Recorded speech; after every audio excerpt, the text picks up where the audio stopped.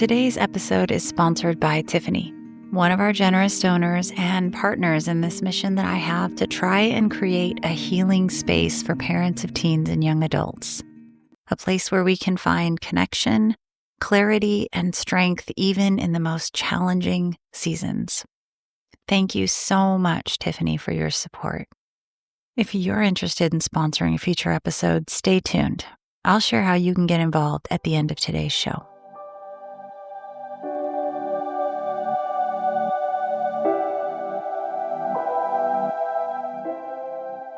Now, I don't know about you, but most times when I'm trying to figure out how to best handle a situation, I tend to wrestle with it for a while. I have to think it over, some might call it obsessing, and try to figure out what the best angle is to tackle the problem.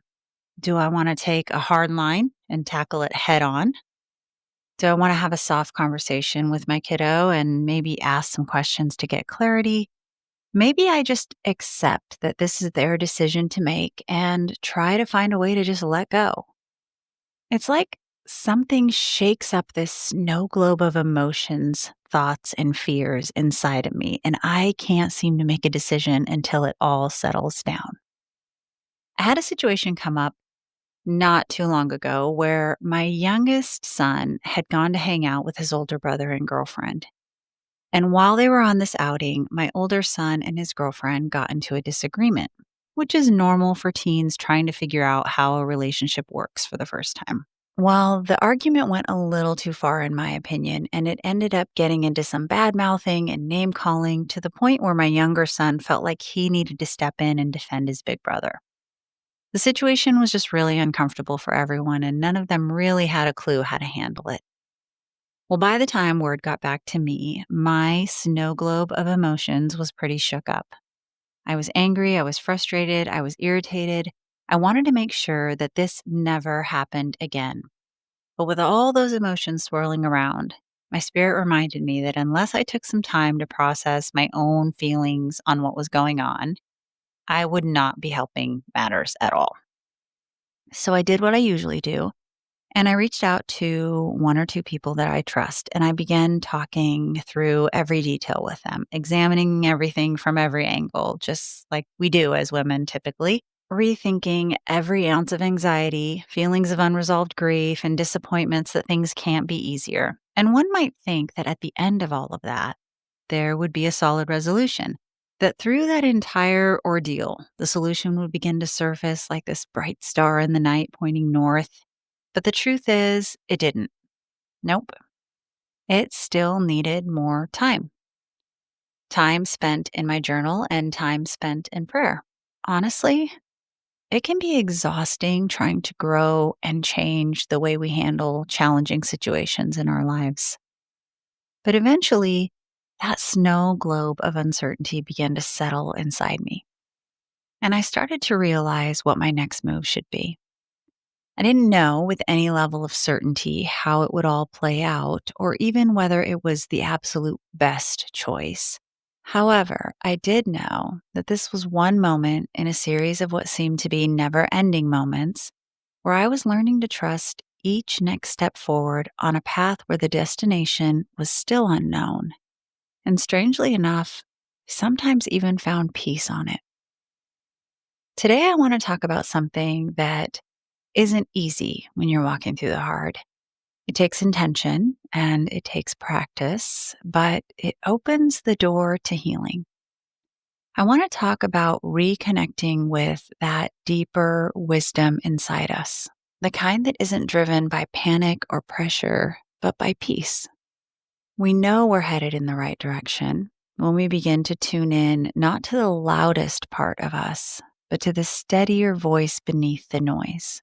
That kind of listening takes patience, not panic. Because let's be honest, fear, doubt, and other people's expectations are powerful forces, and they do a pretty awesome job at drowning out the wisdom inside of us. Here's an excerpt from my journal that day.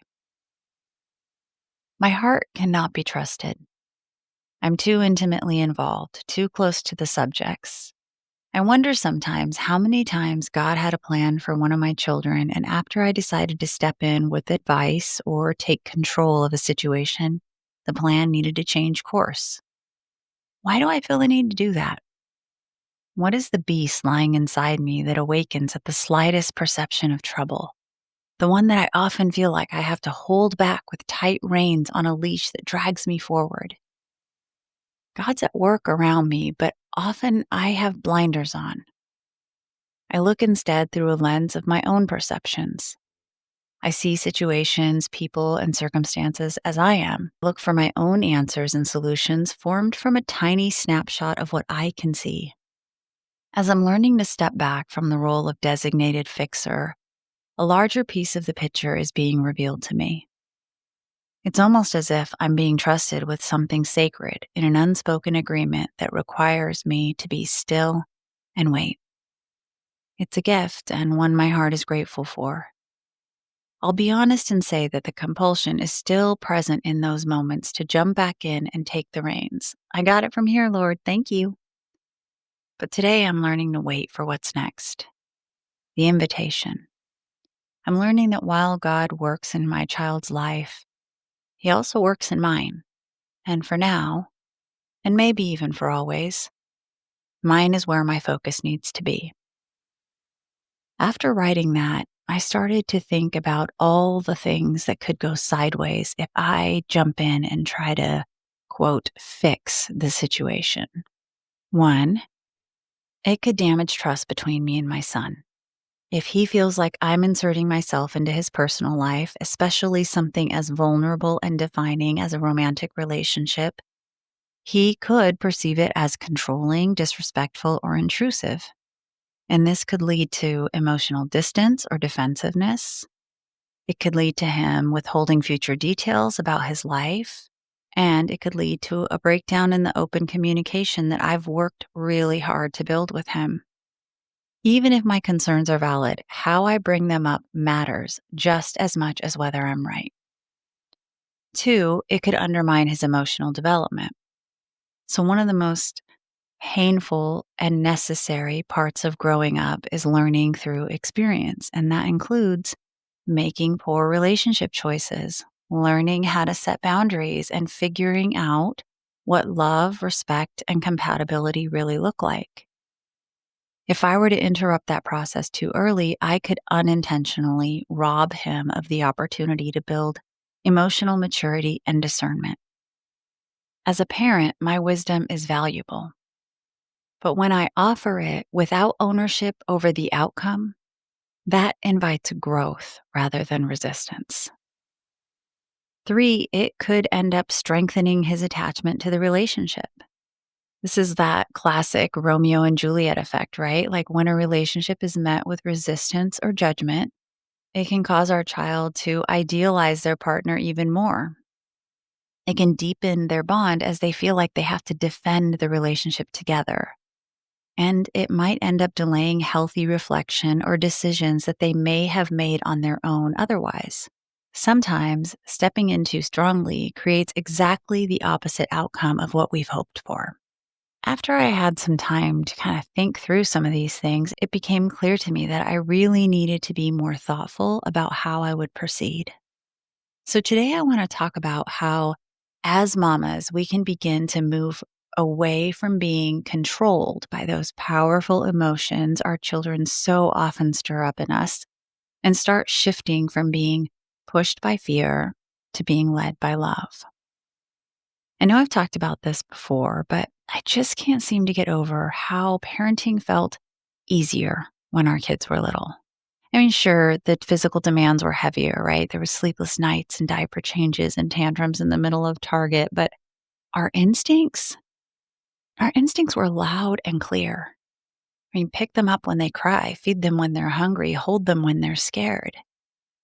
I remember holding my son at 2 a.m, absolutely exhausted, but still knowing exactly what he needed. The way he liked to be held, the little butt pat rhythm that I did while burping him, the gentle sway that would have him snoring again before I could finish the second verse of You Are My Sunshine. Fast forward to now, He's 19. And when he rolls his eyes at me for asking him to clean out his disaster zone of a car, or God forbid, put away his laundry, I just stand there, frozen, wondering, do I walk away and let this be a character building moment? Or do I grab him by his shirt and threaten to ground him if he rolls his eyes at me again? Is grounding still a thing at 19? Unclear. And all the while, I'm fighting the urge to just do it for him, not because I should, but because I'd feel better, at least for a minute, if the back seat didn't look like a crime scene involving Chick-fil-A sauce. Now, if you just heard that and screamed internally, no, don't do it. First of all, thank you. I need that kind of accountability. Second, if you've ever wrestled with the emotional tug of war between letting go and taking over, same friend. And yes, I know I have control issues. That's where all my podcast content comes from. I'm working on it, okay? My point is, as they grow into teenagers and young adults, everything around us and everything inside us just gets louder. Their voices, their viewpoints, their desires. Society's opinions start to pile on too. You only need to scroll through a comment section to feel the pressure. And then there's our own fear. The questions, the anxieties, the what if spirals. That voice gets deafening, doesn't it? So it makes sense that along the way, we stop leading from that deep inner knowing we had in the rocking chair at 2 a.m. And instead we start parenting like a pinball machine, reacting to every bump, every comment, every meltdown, where it's nearly impossible to hear the quiet wisdom within. Here's what I'm learning. Before I can find my way back to trusting my instincts, I have to get back to listening to and connecting with the wisdom inside myself. I have to make a practice of doing things like checking in and asking myself questions like, what are my feelings telling me about this situation? Not my fears, but my feelings. Personally, my feelings almost always seem to tell me the same thing. Girl, you are way too emotional to make a wise decision right now.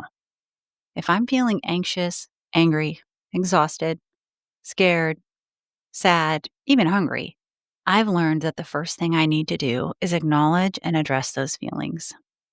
To pause long enough to feel these emotions that want to protect me. To talk them over with someone. To pray about them. To journal them. But before I can move forward with discernment, I have to first honor them. I have to hear them out. And that is not easy to do because we want solutions. We want an end to the feelings. We want to fast forward through all that ick and get to the place where we can just check the box marked done, move on, and hope it never shows up again.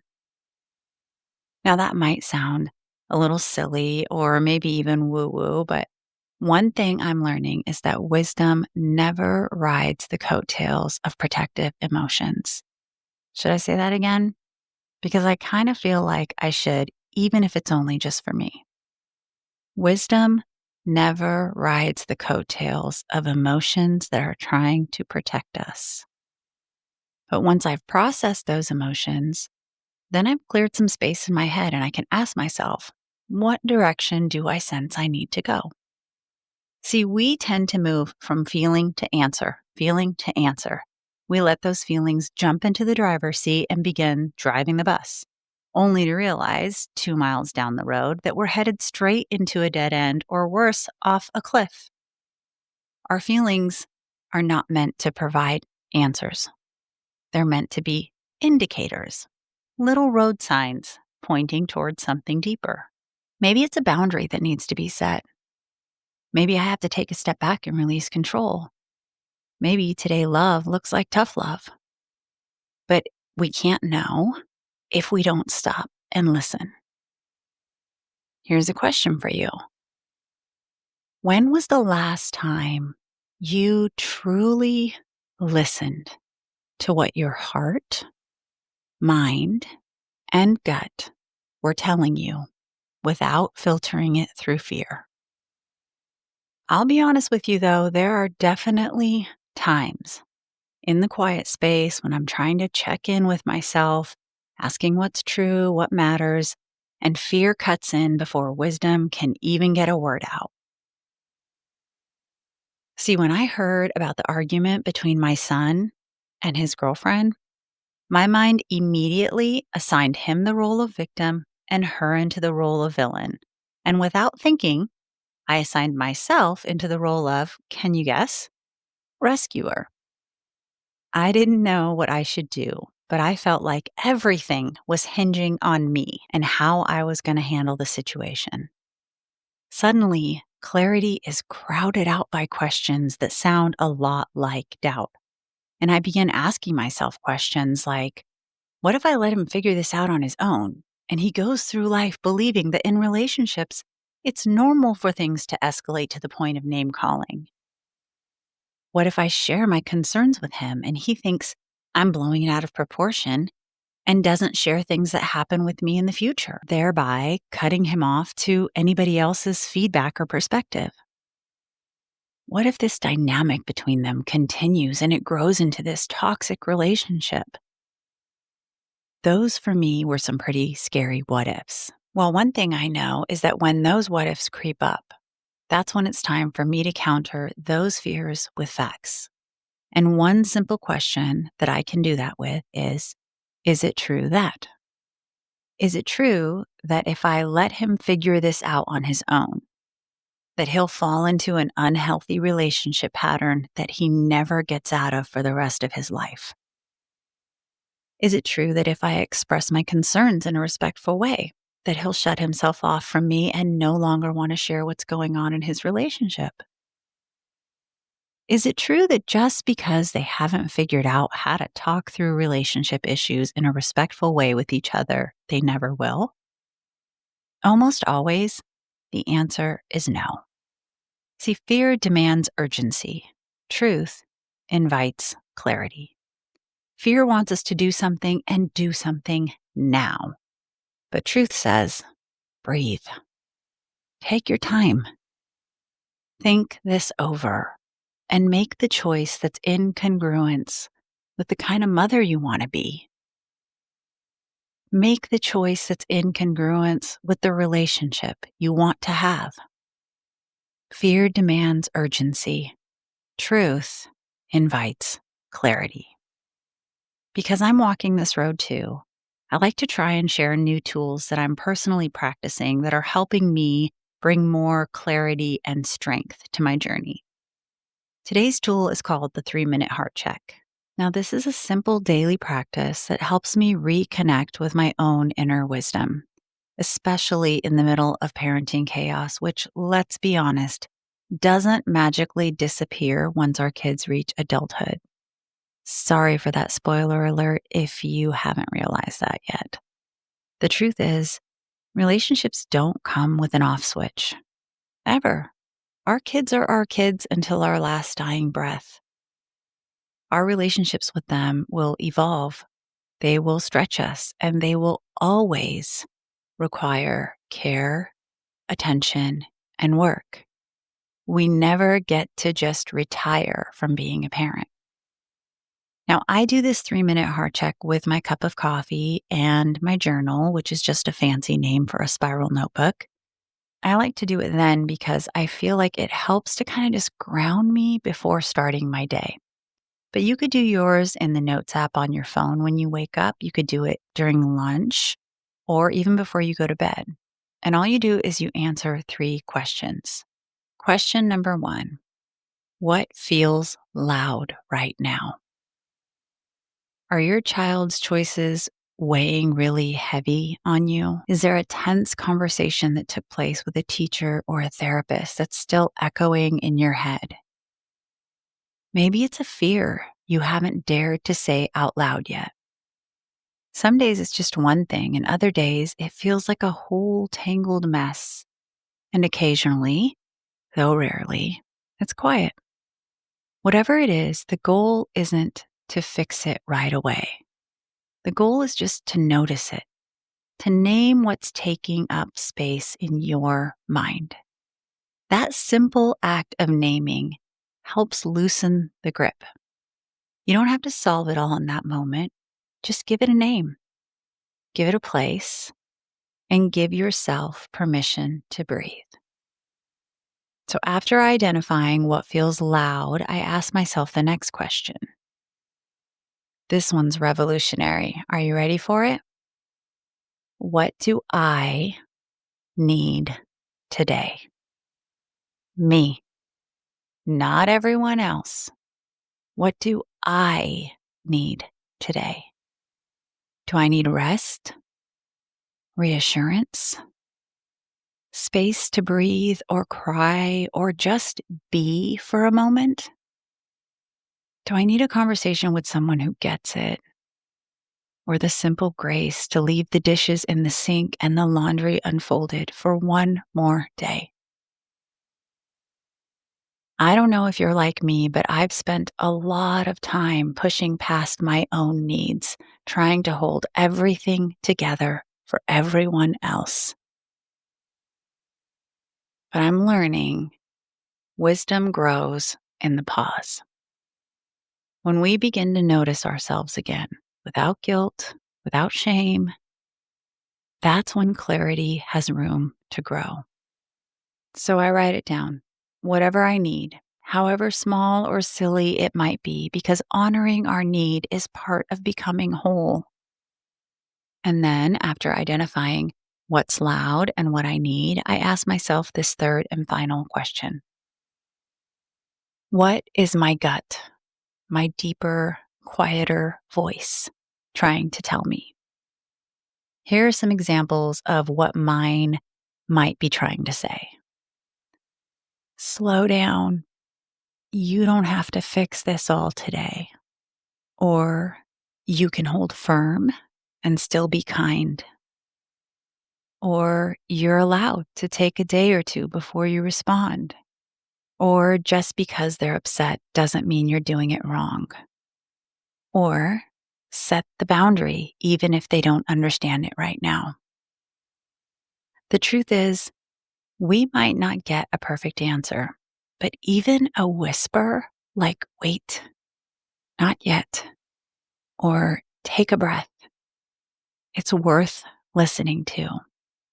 Because that quiet voice, it's where our strength lives. See, we'll never trust a voice we've stopped listening to.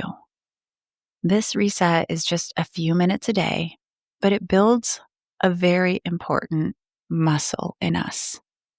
It's a muscle of self-awareness. And we do a really good job of being aware of everything else going around us. I mean, we can pick up on the slightest cues that anybody in our family circle is off. But one place where we really neglect and lack is our self-awareness. And I found that each time I practice it, I respond more with wisdom and less out of fear. Listening to our inner voice is a start, but the real transformation happens when we learn to trust it.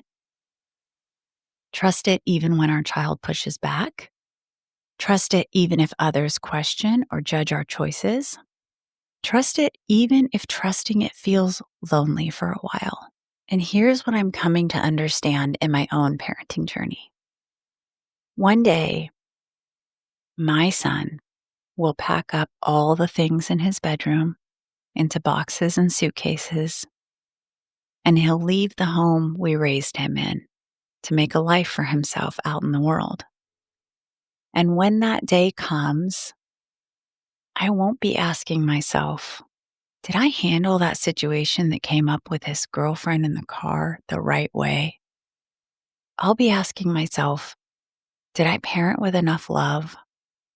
Did I offer grace when he was still figuring life out?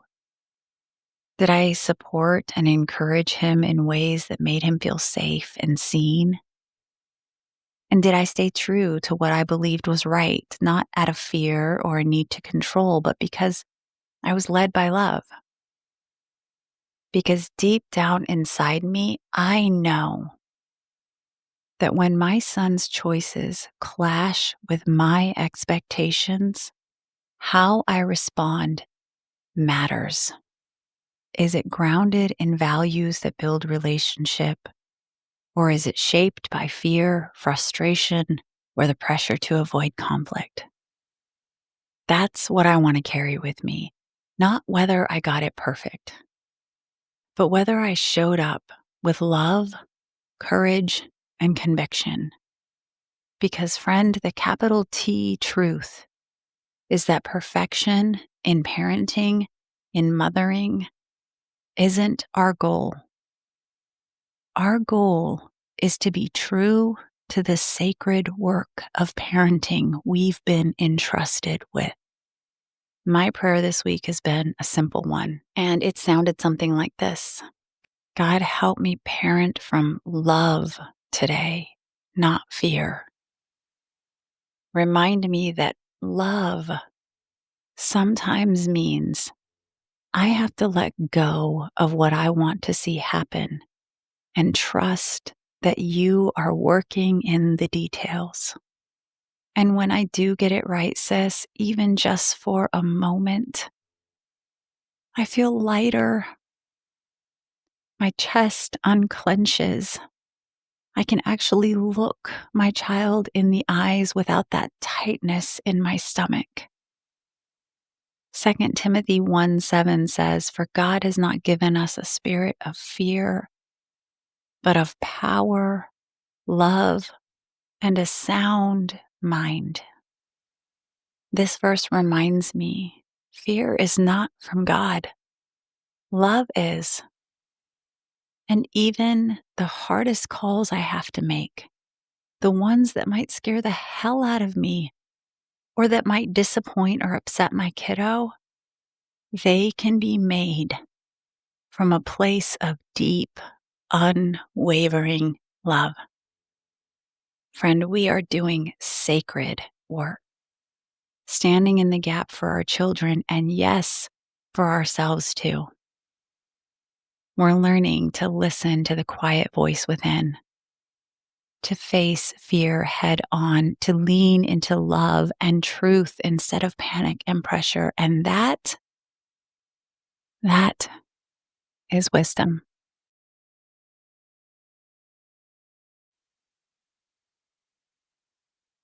Now for the fun part.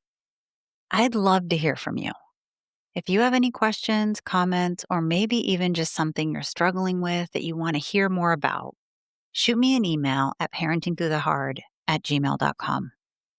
It's so easy for us to forget that our thoughts, our experiences, and even our struggles can be the very thing that helps someone else begin to heal.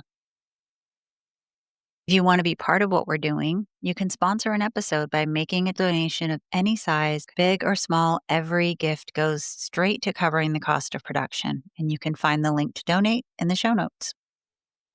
It's an honor, friend, to walk with you on your journey and to have you beside me on mine. I'm so grateful you're here with me as we learn how to show up for ourselves, for our kids, even when they're grown, and for the quiet, courageous work of healing, even when it's hard. Until next time, let's stay grounded in what truly matters. Keep taking steps forward, and remember, we're allowed to stumble, learn, and give ourselves grace as we move through the hard parts of this journey. You're doing better than you think, friend.